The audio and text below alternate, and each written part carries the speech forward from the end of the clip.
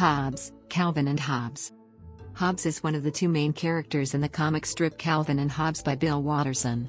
He is Calvin's stuffed tiger and best friend, being depicted with two distinct identities. Hobbes' personality. Hobbes is seen in two differentiating perspectives. Calvin perceives him as a live tiger and a best friend, capable of speech and independent action. To everybody else, he is an inanimate stuffed tiger. Hobbes is often shown to be smarter and wiser than Calvin when he is perceived as a real tiger. He is seen reading more often than his owner and attempts to be the voice of reason when Calvin tries to perform a risky stunt or engage in a dubious scheme. Hobbes' advice often falls on deaf ears with Calvin, who usually ignores his reasoning and winds up getting in trouble for his actions. Because of this, some fans say that Hobbes represents Calvin's conscience. However, Hobbes is shown as terrible at math and spelling, quite possibly worse than Calvin himself, seemingly reflective of Calvin's own limitation. He is named after Thomas Hobbes, a philosopher who at times had a bleak outlook on life and human nature. When Hobbes is shown to be alive, he is proud of his species and glad not to be a human, showing that when Hobbes comes to life, he too believes he is a real tiger. Relationship with Calvin. For the most part, Calvin and Hobbes converse and play together, reveling in what is ultimately a deep friendship and almost brotherly relationship. Hobbes acts as a philosophical foil to Calvin, where Calvin is preoccupied with predestination and dreams of grandeur. Hobbes is a much more realistic thinker. He is much more focused on the present and the simple pleasant things in life. A prime example is a strip in which the two talk about what they would do with a wish. Calvin makes it clear that he'd want material things, while Hobbes wishes for a simple sandwich, adding that he got his wish. Later Calvin asks Hobbes if you could wish for anything, what would it be? And he replies a big sunny field to be in, something he already has. They also frequently argue or even fight with each other, though their disagreements are generally short-lived. Hobbes often beats up Calvin with an energetic pounce and tackle attack, which leaves Calvin bruised and scraped up but not seriously harmed. Hobbes takes great pleasure in his demonstrations of feline prowess, while Calvin expresses keen frustration at his inability to stop the attacks or explain his injuries to his skeptical parents. Hobbes is proud to be an animal and seems to have a low opinion of humans in general. When Calvin is wondering why people exist, Hobbes simply responds tiger food, and Calvin claims that he once ate a kid in his school named Tommy Chestnut for making fun of Calvin bringing Hobbes to school. Hobbes is shown to be an enthusiastic, if not particularly talented, artist, a trait which he shares with Calvin, though to a lesser degree, sometimes supplying the, often unnecessary, artwork for Calvin's school projects, such as a letterhead featuring a Calvin shield surrounded by lance-toting tigers. Hobbes also appears to be more enthusiastic about knowledge than Calvin, since Hobbes likes reading more than he and sometimes does Calvin's homework. Hobbes is almost always willing to finish Calvin's homework when Calvin gets lazy. Despite that, Hobbes' motive for doing so is usually only to boast of the academic knowledge and skill of tigers while solving the problems. According to Hobbes, tigers need to learn physics, biology and artistic expression to hunt. While he explains the homework to Calvin in a seemingly scientific and advanced method, the answer that he provides is usually completely incorrect. For example, saying 7 plus 3 equals 73, even though most times the problem only involves simple addition or subtraction.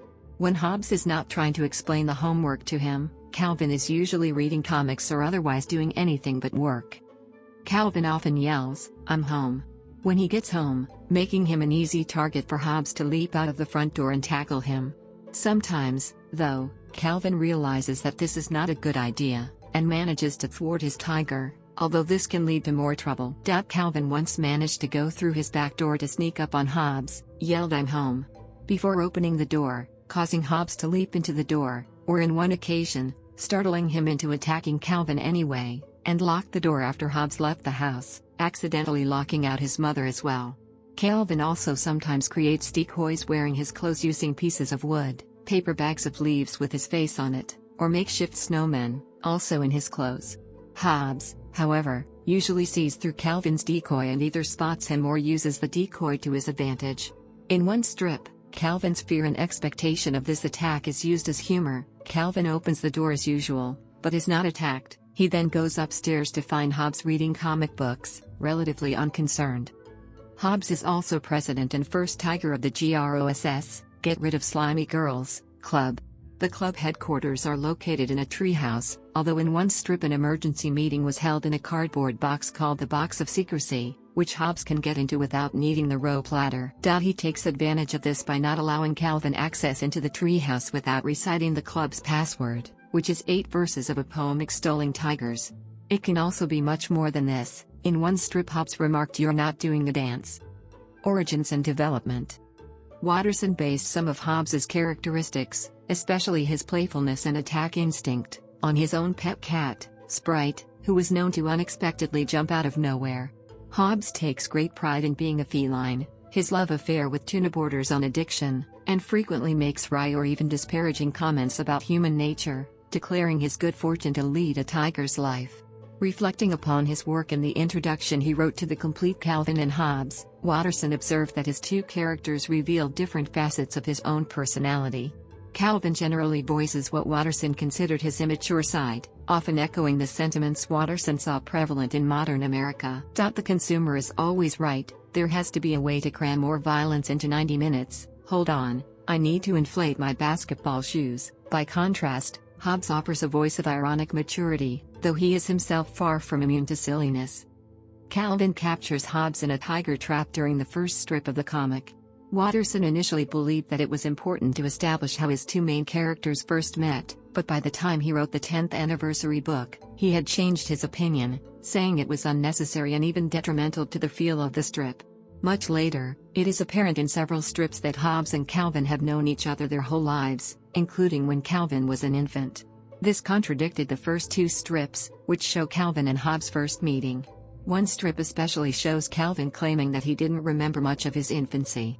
While Calvin starts going on and on about how he suspects he was being brainwashed when he was very, very young, and asking nobody in particular what he remembered that someone wanted him to forget, Hobbes says, "I seem to recall that you spent most of the time burping up." Also, in an earlier strip, Hobbes once mused about some advice his father gave him. Hobbes' appearance changed over the strip's run. In the beginning he was slightly shorter, his tufts of fur less defined and shorter.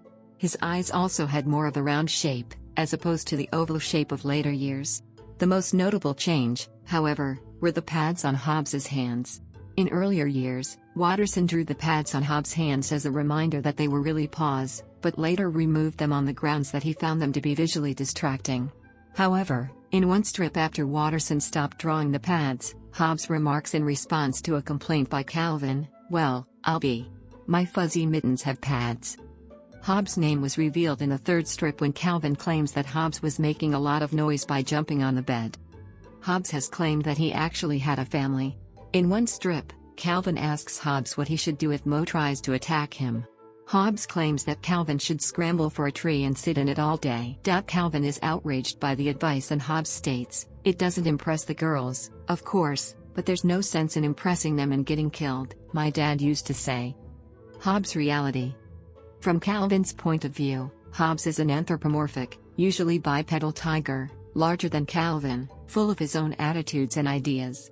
But when the perspective shifts to any other character, readers see merely a stuffed tiger. There are some occasions in which Calvin's perspective of Hobbes is visible in the same panel as a parent, but the parent was not looking at the time. This is, of course, an odd dichotomy, and Watterson explains it as thus.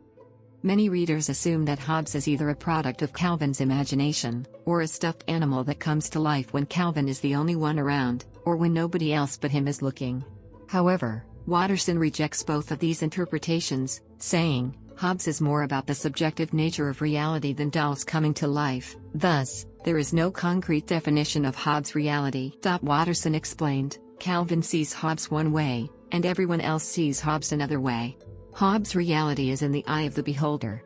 The so-called gimmick of Hobbes is the juxtaposition of Calvin and Hobbes' reality and everyone else's, with the two rarely agreeing. Despite this, in the world of the comic the other characters often speak of Hobbes as Calvin's imaginary friend. As well, it is sometimes difficult to imagine how the stuffed toy interpretation of Hobbes is consistent with what the characters see.